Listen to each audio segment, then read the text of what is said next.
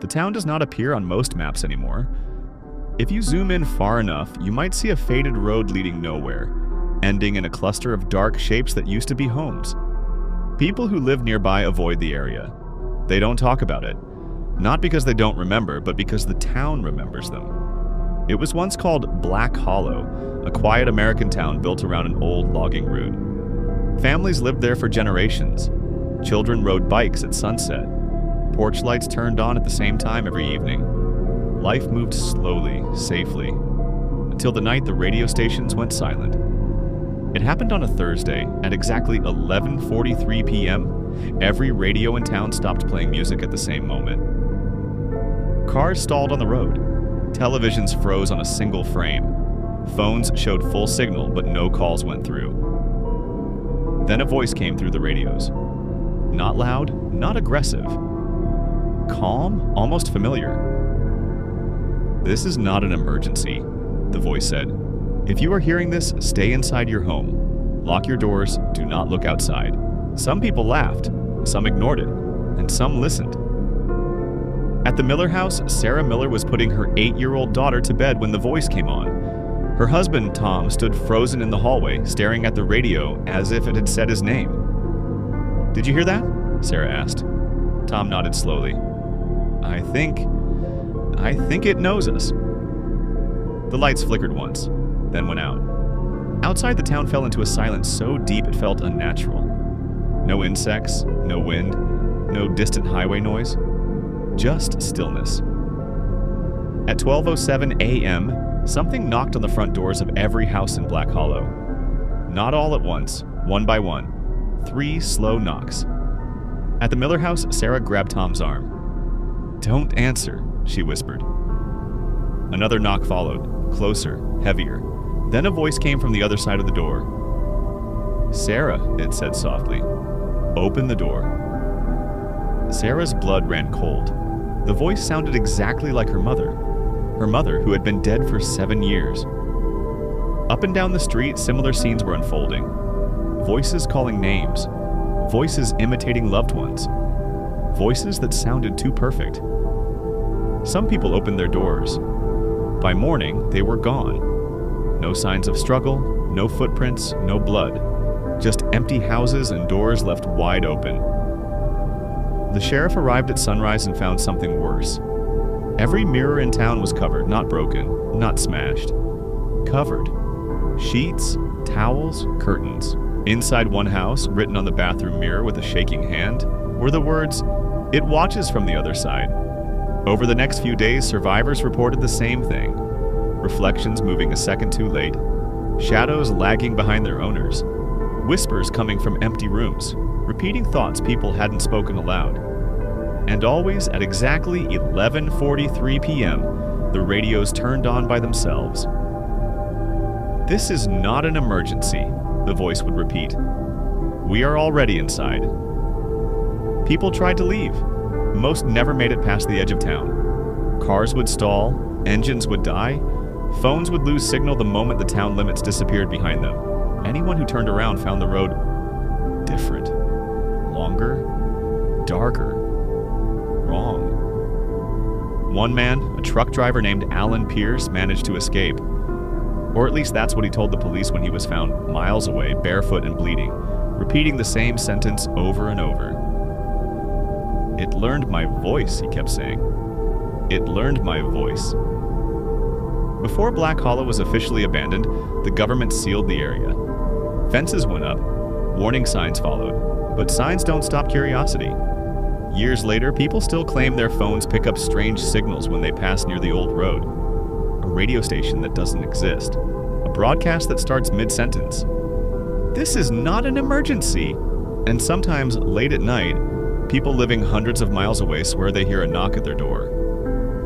3 slow knocks, followed by a voice that sounds exactly like someone they trust. The first official report called it a mass evacuation due to structural instability and environmental hazards. That was the phrase they used. Structural instability. As if houses had simply decided to fall apart on their own. In reality, no one was ever officially evacuated from Black Hollow. People just stopped being there. The government records show that on the final day, only 17 residents were still accounted for. By the next morning, that number dropped to 3. By nightfall, none. The last 3 were found sitting in the town diner, hands folded on the table, eyes open, breathing slow and shallow. They didn't respond to their names. They didn't respond to touch. When a medic held a mirror under one man's nose, his reflection blinked a full second after he did. They were alive, but they weren't alone. All 3 began speaking at the exact same time. "This is not an emergency," they said, in perfect unison. "We are learning." They were sedated and transported to separate hospitals in different states. Within 48 hours, all 3 rooms were found empty. Security cameras showed nothing unusual, just the patient sitting upright in bed, staring straight ahead. At 11:43 p.m., each camera feed froze. After that, Black Hollow was sealed permanently. Concrete barriers replaced fences. The road was erased from newer maps. GPS systems began rerouting drivers miles before they reached the turnoff. It was as if the town had been gently removed from reality. But removal didn't mean containment. Years passed, the world moved on, technology changed. Radios became apps, broadcasts became streams. Voices traveled faster and farther than they ever had before. And that's when the calls started. People reported receiving phone calls from numbers that didn't exist. Calls with no audio, but with a strange pressure in the ears, like standing too close to a speaker. Calls that ended with a faint click, followed by a delayed echo of the person's own voice. "I didn't say anything," they would insist, but it answered me anyway. One woman in Oregon woke up to find her phone playing a voicemail she never recorded. It was her voice, describing her bedroom in perfect detail. The voicemail ended with her whispering, "It's standing in the doorway now." She was found the next morning, sitting upright in bed, eyes open, mirror in the room turned face down.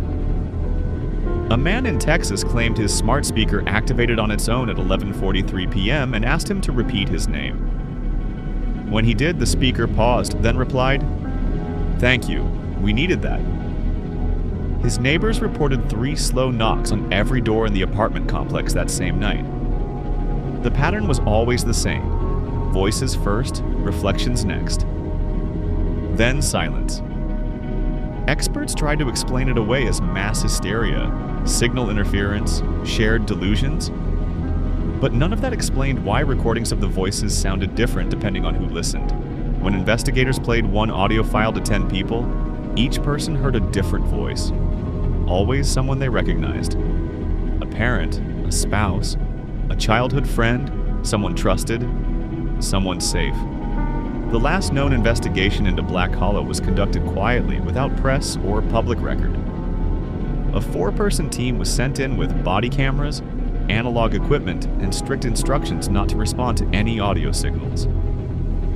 They entered the town at dusk. The footage recovered from the cameras shows empty streets, houses frozen in decay, mirrors still covered in rotting cloth. At exactly 11:43 p.m., the team's radios turned on. "This is not an emergency," the voice said. The team did not respond. The voice continued, "We remember you." One by one, the cameras captured subtle changes. Shadows stretching in the wrong direction. Reflections moving without their owners. A team member pausing mid-step, tilting their head, listening. At 12:07 a.m., 3 slow knocks echoed through the town. The footage ends with one final frame. A mirror uncovered by accident, reflecting all 4 team members standing together. Only 3 of them are facing the glass. The 4th is standing behind the camera, smiling. To this day, no one knows where Black Hollow truly is. But sometimes when a radio signal cuts through static, or a phone call connects without a number, the same calm voice can still be heard. This is not an emergency. And if you're listening closely, you might notice something else. It sounds like it's waiting for you to speak. No one realized at first that Black Hollow wasn't just copying voices, it was practicing. Every interaction made it better, clearer, faster. At first, it needed permission, a reply, a repeated name, a whispered word into the dark. Later, it didn't. People began reporting something new. Not calls, not knocks, but delays. A woman in Ohio waved at her reflection in a store window. Her reflection waved back. Half a second late. A teenager in Florida noticed his shadow paused when he stopped walking, then hurried to catch up, stretching unnaturally long across the pavement. Children started asking their parents strange questions. Why does the mirror know my thoughts? Who is the other me when I'm asleep? At exactly 11:43 p.m., entire neighborhoods experienced brief power drops, just long enough for screens to go black. When they turned back on, some cameras showed extra movement, an extra figure in the background, a face too close to the lens. Authorities tried shutting down signals, blacking out frequencies, disabling networks. But Black Hollow no longer needed infrastructure. It had learned pattern, behavior, human expectation. It learned that people always answer their own name, that they trust familiar voices more than silence, that they look into mirrors without thinking. The first confirmed mirror disappearance happened in a suburban home in New Jersey. A man went to shave before work. His wife heard the water running for 20 minutes, then nothing. They found the bathroom empty.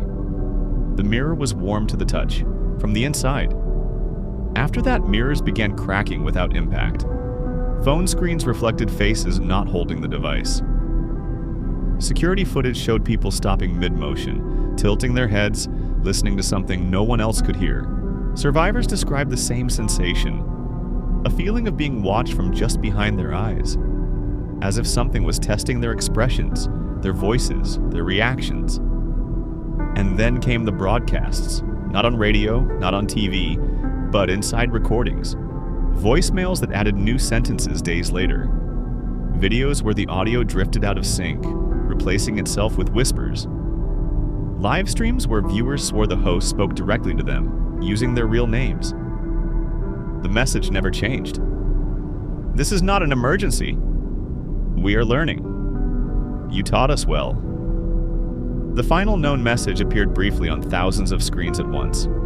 No source, no warning, just text. Look at your reflection. Many did. Some people say Black Hollow was a place. Others say it was a signal, a presence, a mirror that learned how to look back. And if you're listening to the story right now, if your screen feels a little darker, if your reflection feels a little closer than it should be, don't speak, don't answer, because it already knows your voice. After that message, something changed. People stopped reporting incidents, not because they stopped happening, but because there was no one left to report them. Emergency lines still rang, messages still arrived, but every call sounded calm, reassured, normal. This is not an emergency, callers would say, their voices steady, almost relieved. Hospitals noticed it first.